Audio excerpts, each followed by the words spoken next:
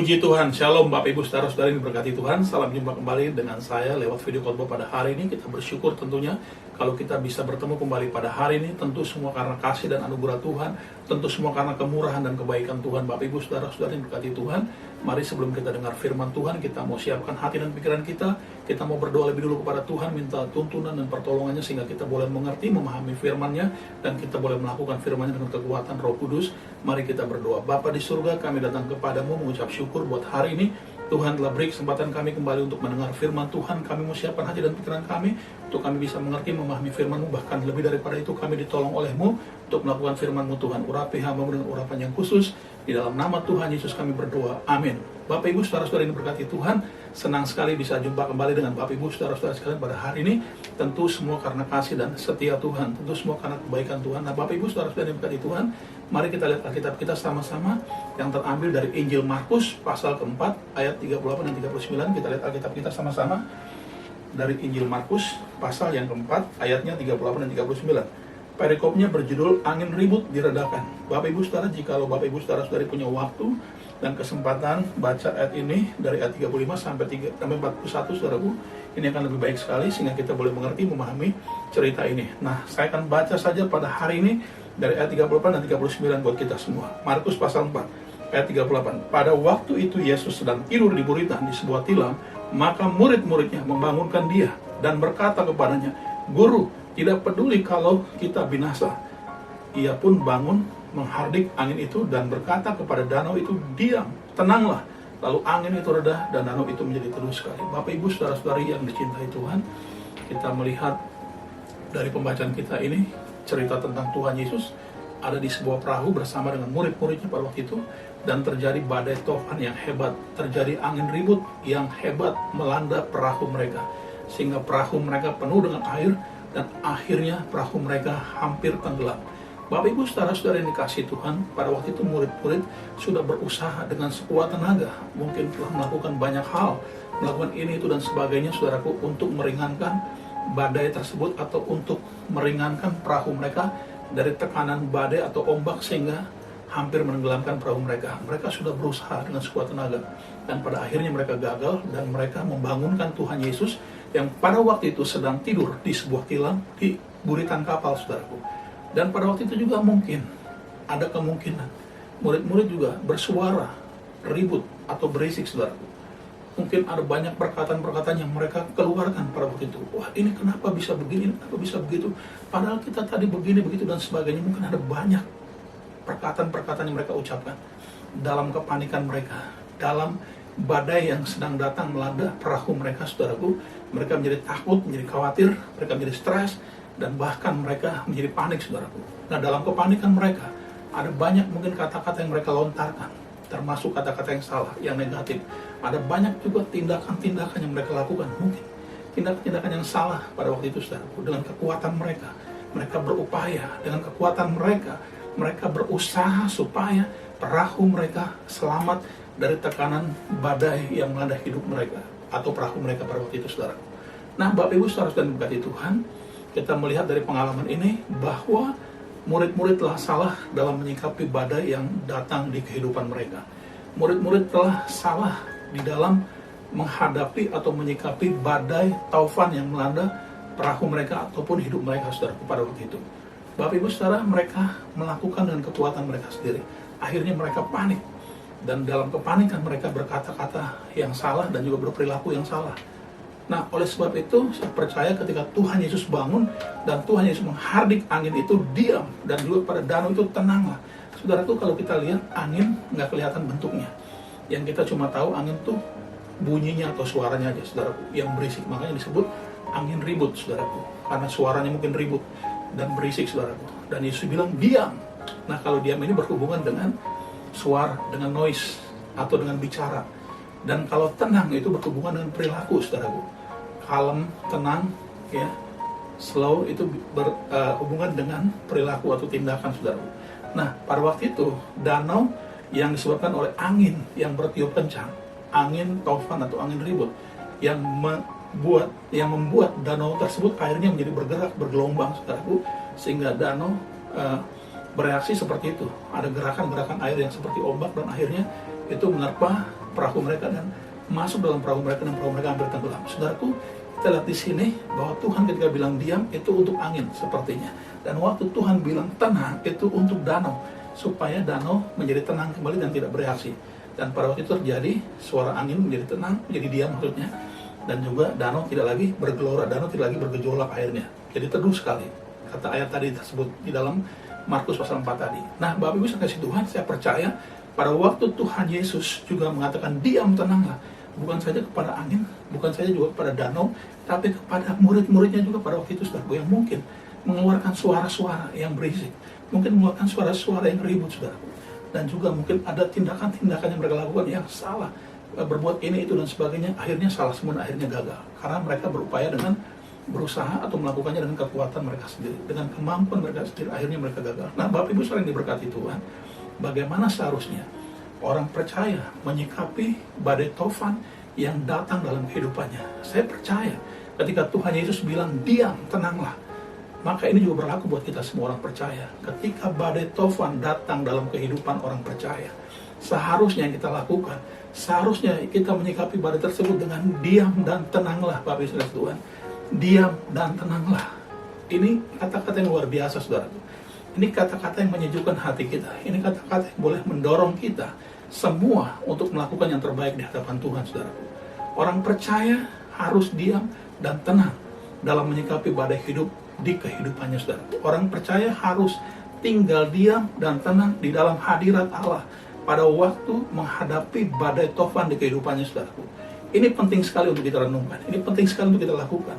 Hari-hari ini, saudaraku, di tahun yang baru di hari yang ke-17, pada hari yang ke-9 kemarin, tanggal 9 kita dikejutkan dengan sebuah peristiwa, terjadinya sebuah kecelakaan pesawat.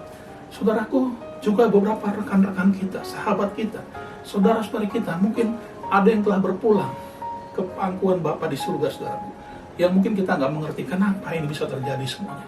Dan mungkin buat sebagian orang itu merupakan badai tofan di kehidupan mereka.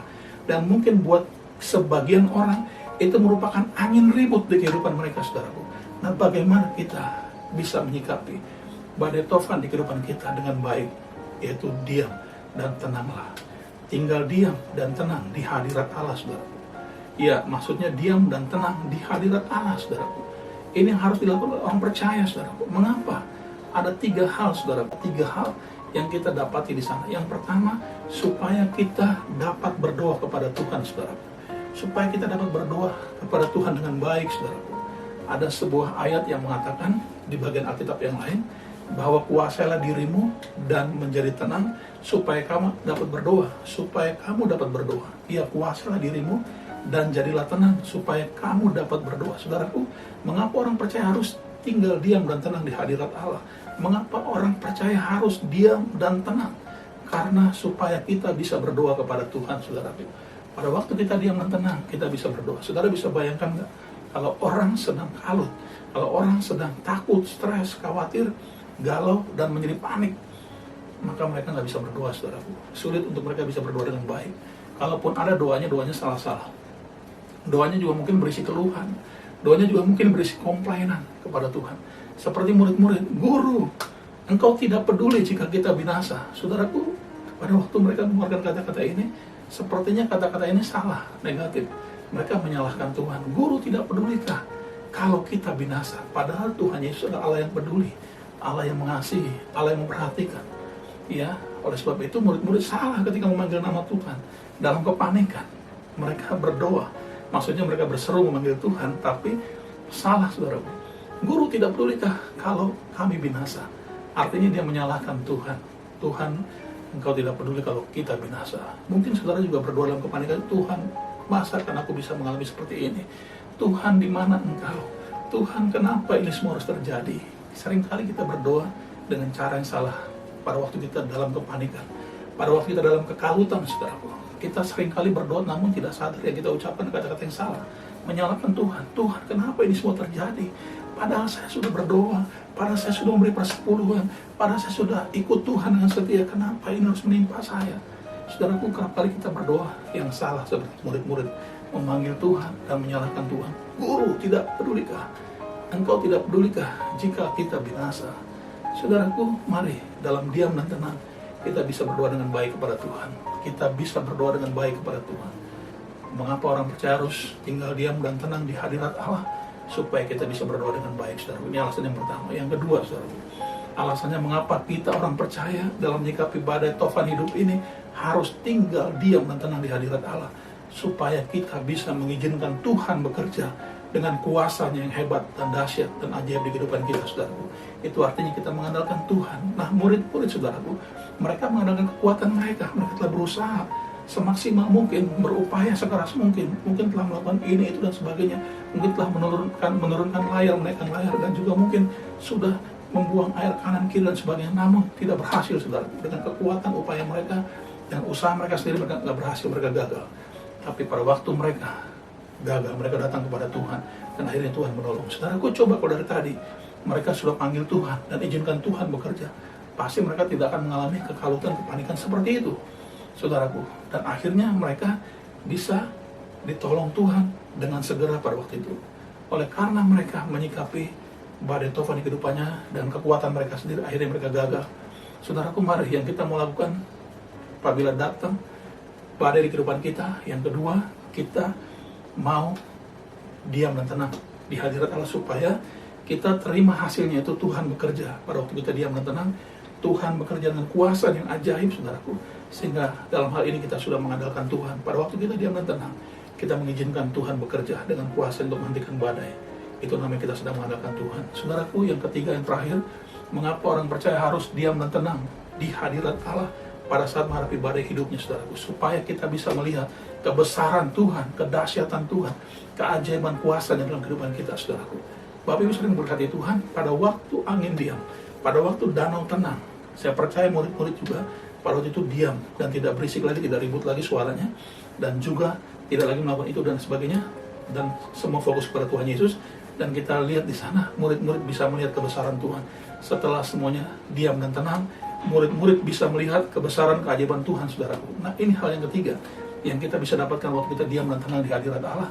Kita bisa melihat kebesaran keajaiban Tuhan. Murid-murid berkata, siapakah gerangan orang ini sehingga angin dan danau pun taat kepadanya. Saudaraku, pada waktu kita diam dan tenang di hadirat Allah, maka kita bisa melihat kebesaran, kehebatan, kekuatan, kuasa yang dahsyat, saudaraku. Jadi pada hari ini kita diajar untuk diam dan tenang dalam hadirat Allah, saudaraku, agar supaya kita bisa berdoa kepada Tuhan, itu yang pertama.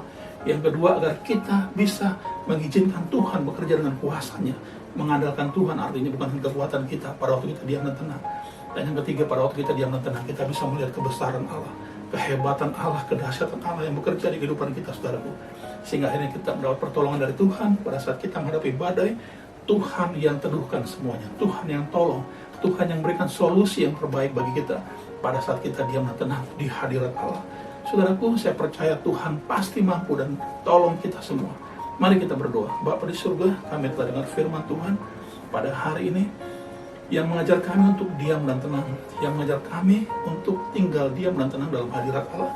Pada saat badai tofan datang dalam kehidupan kami mau tinggal diam dan tenang di hadirat-Mu, Tuhan, sehingga kami dapat berdoa kepada Tuhan, juga sehingga kami bisa mengizinkan Tuhan bekerja. Artinya kami mau mengandalkan Tuhan, dan Tuhan bekerja dengan kuasa-Mu, dan juga pada waktu kami tinggal diam dan tenang dalam hadirat Allah, kami bisa melihat kebesaran, keajaiban, keagungan, kedahsyatan Tuhan yang bekerja dalam kehidupan kami. Terima kasih Tuhan Yesus buat firman yang kami dengar. Tolong kami semua, mampukan kami untuk melakukan firman-Mu. Dalam nama Tuhan Yesus kami berdoa. Amin. Shalom, puji Tuhan, haleluya. Tuhan berkati kita semua. Amin.